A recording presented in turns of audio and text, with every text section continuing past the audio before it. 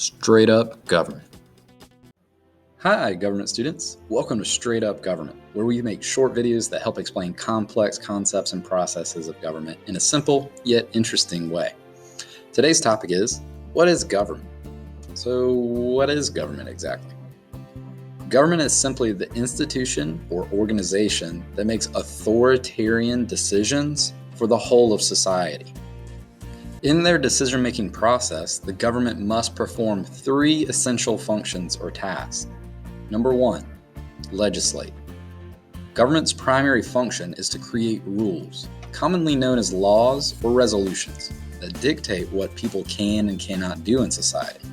This may include everything from deciding what constitutes a crime, such as a Pennsylvania state law that prohibits individuals from bartering their infant children, to deciding whether or not the country should go to war.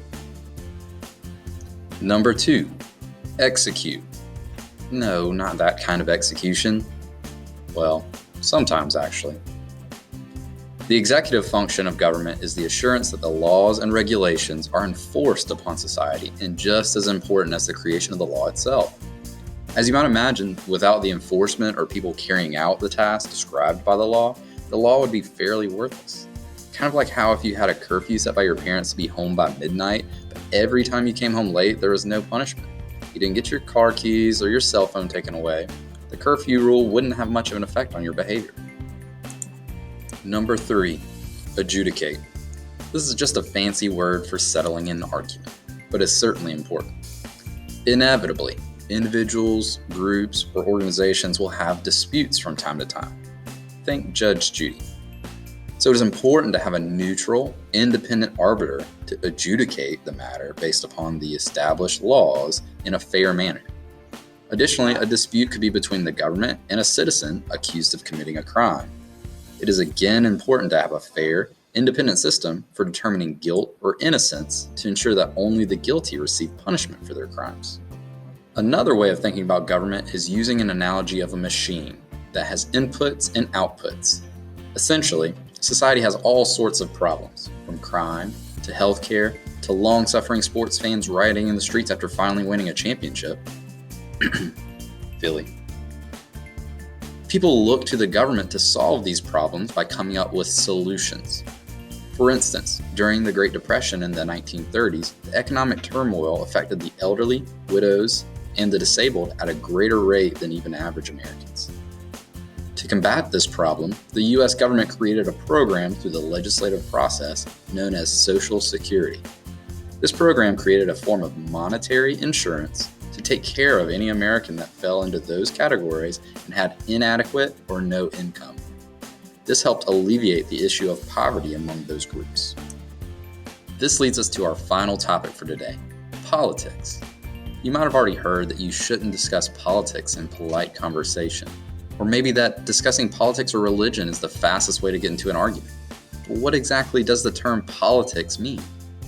Politics refers to the conflict among individuals or groups in asserting their power in government. Put simply, people have different ideas on how the government should solve these problems in society, or the output in our earlier analogy. One common example of this would be how to manage the government's budget and the current debt. If you ever thought that you had a high credit card bill, take a look at America's debt it is racked up. According to the USDebtClock.org, as of 2021, the U.S. government owes about $28.3 trillion with a T dollars. That's the equivalent of the cost of 112 million Ferraris and roughly $225,000 per taxpayer. Getting back to our primary topic, politics. Some groups believe that the best way to reduce this runaway debt is to simply stop spending so much money on certain programs, like the military, healthcare, or welfare. Alternatively, some believe that these programs are essential, and the solution is to generate more income to the government budget through varying types of taxes. Naturally, this creates disagreement among groups, and the actions each group takes to implement their solution is politics in a nutshell. To recap, governments attempt to provide solutions to society's biggest problems through creating and enforcing laws, as well as settling disputes among individuals, groups, and the government itself. The goal is to create a better, more harmonious society.